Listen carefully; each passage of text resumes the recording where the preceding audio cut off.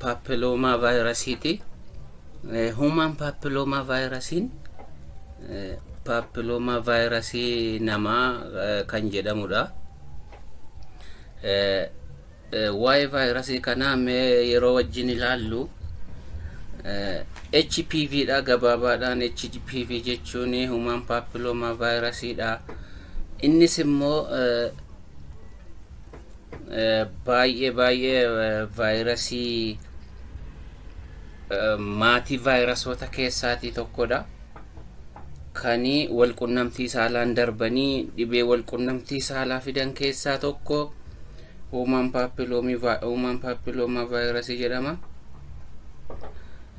Carraan ittiin vaayirasii kanatti saaxilamanii bara jireenyaa keessatti namni kamiyyuu vaayirasii kanatti saaxila hin ba'a. Garumaa inni namoota xiqqoo irratti mallattoon agarsiisu jechuudha. Mallattoon agarsiisu yeroo isaan qabu vaayirasii kana yeroo namni qabamu namoota xiqqoo irratti mallattoon agarsiisu jechuudha. Kanaachi namni baay'een yookaan nama hunda ta'uu danda'a vaayirasii kanaan ni qabama jechuudha.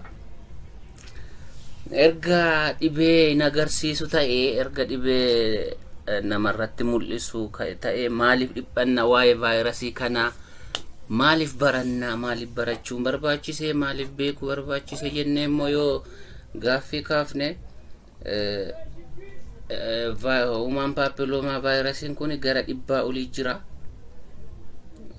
Gara 100 olii keessaatii baay'inni isaanii balaa namarraan hin gahani. Nama qaban iyyuu balaa namarraan hin gahan jechuudha. 100 kana keessaatii gara 30 olii kan ta'anii wal qunnamtii saalaatiin darbanii naannoo qaama hormaataa naannoo hudduu irratti dhibee adda addaa geessisaa jiru jechuudha. Kanaaf kan nuti barachuu barbaannee fi kunoo isa kanaaf jechuudha. Gara gosa vaayirasii kana sanyiiwwan vaayirasii kana keessaa 30 ol kan ta'an rakkina kana waan namarraan geessisanii fi barachuu barbaanne. Xiqqoon isaanii hammi tokkoon isaanii balaa baay'ee gadaanaa namarraan ga'u. Balaan gadaanaan kun immoo maayinni madaa waartis jedhamu naannoo hudduu naannoo qaama hormaataa dhiiraa fi naannoo qaama hormaataa dhiiraa akkasumas fiixee qaama hormaataa lamaan irratti waan madaa geggeessanii fi jechuudha xiqqooni. Kan biraan immoo balaa cimaa kan geessisan jedhamanii qoodamu jechuudha. Isaan kana keessa yeroo kana isaan kun immoo balaa cimaa kan geessisan kun gara kaansariitti madaa gara kaansariitiin nama saaxilan dhibee kaansariitiin madaa nama saaxilan fi isa booda kaansarii karra gadameessaa nama fiduu kan danda'an akkasumas immoo kaansarii hudduu kaansarii naannoo qaama hormaataa fi naannoo qaama hormaataa irratti waan fidanii fi fiduu jechuudha.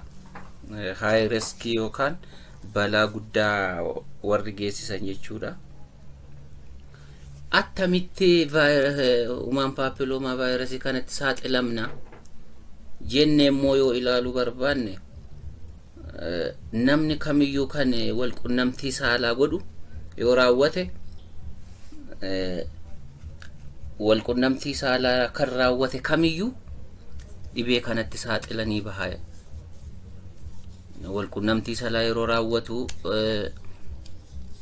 qaama hormaataa dubartii keessa seensisuudhaanis ta'e utuu seensisinis wal qunnamtii saalaa yoo raawwate huma saaxilatti bahaa dhibee kanatti.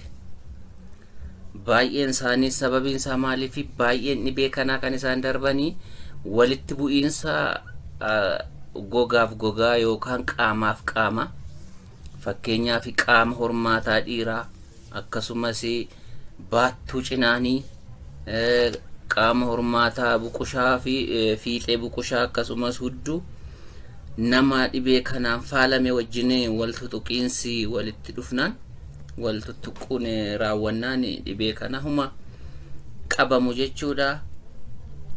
Akkasumas immoo dhungachuu yookaan tuttuquun qaama hormaataa nama dhibee kana nama saaxila jechuudha. Vaayirasii kana ni dabarsa jechuudha. Fakkeenyaaf yoo dhibee kanaan namni qabame tokko yoo dhungate yookiin qaama hormaataa isaa yoo qaama hormaataa nama biraa yoo dhungate yookiin yoo tuttuqe dhibee kana ni dabarsa jechuudha. Human papilloma vaayirasii kana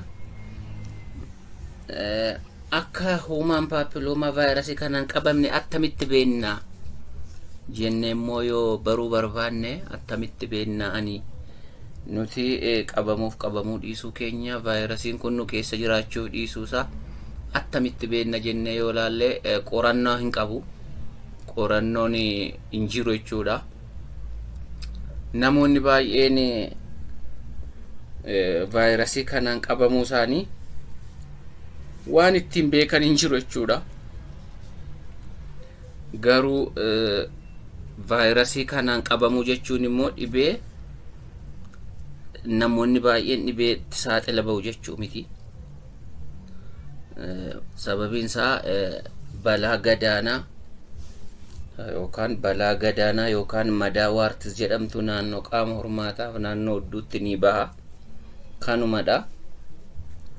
Namoota baay'inaan jechuudha. Namoota xiqqoo irratti immoo fakkeenyaaf namoota xiqqoo irratti vaayirasiin kun yeroo isaan qabu irra tura bara baay'ee irra tura. Achiiti gara balaa guddaatti ceha. Achiisa booda madaa gara kaansariitti geessu madaa akkasii fi kaansariis qabsiisuu danda'a jechuudha. Namoota xiqqoo irratti jechuudha. Namoota xiqqoo irratti kana geessisa jechuudha. Genital wartis yookaan madaan qaama hormaataa human papilloma vaayirasiin dhufu kun maali? Yeroo jennee ilaallu genital wartis yookaan madaan human papilloma vaayirasiin dhufu kun hin mul'atanii baay'inaan hin mul'atanii garuu yeroo mul'atan maal fakkaatu? Daraaraa kooliifilaaworii jedhamu fakkaata. Dura xiqqaatee baha, isa booda bal'ataa deema, xiqqooseeti bakka tokkotti baate jechuudha. Qaama hormaataa irratti bal'ataa deema jechuudha. Akka habaaboo fakkaate jechuudha. Dubartii irratti yeroo bahu madaan kuni hidhii qaama hormaataa isaanii irratti akkasumatti ujummoo fincaanii irratti karra gadameessaa irratti qaama hormaataa isaanii irratti hudduu fi sarbaa isaanii irratti ni baha jechuudha. Dhiirota irratti immoo kan mul'atu qaama hormaataa isaanii irratti baattuu cinaanii irratti hudduu fi akkasuma sarbaa isaanii irratti baha jechuudha. Madaan qaama hormaataa fi hudduu irratti bahu kuni baay'ee kan darbanii, baay'ee kan nama faalanii fi warra wajjin wal qunnamtii saalaatti salphaatti kan darbuu danda'an. Fakkeenyaaf wal qunnamtii saalaa karaa afaanii, karaa qaama hormaataa, karaa hudduu yeroo raawwatan nama dhibee vaayirasii kanaan faalame wajjin yoo raawwatan itti darba jechuudha. Amma immoo maal ilaallaa? Waa'ee madaa genital wartis jedhamu kana yeroo ilaallu, waa'ee madaa kana yeroo ilaallu kan ka'u baay'inaan kan inni ittiin dhufu human papilloma vaayirasii sanyiiwwan 6 fi sanyiiwwan 11dha. Baay'inaan garuu baay'inaan kan inni garmalee addunyaa irratti tamsa'ee jiru waggaa 30 darban keessa gara lamaatii hanga dachaa lamaatii hanga dachaa 10tti garmalee baay'ataa babal'ataa jiru jechuudha addunyaa irratti. Baay'inaan immoo madaan kun kan isaa mul'atan fiixee qaama hormaataa dhiiraa fi udduu dhiiraa akkasumas dubartii irratti immoo hidhii qaama hormaataa isaan irratti mul'ata jechuudha. Madaan kun tasa namoota 100 keessaa namoota 20 irratti erga fayyee irraa boodee tasa mul'ata jechuudha. Gara namoota 100 keessaa nama 20 irratti tasa erga fayyanii booda irratti mul'ata jechuudha.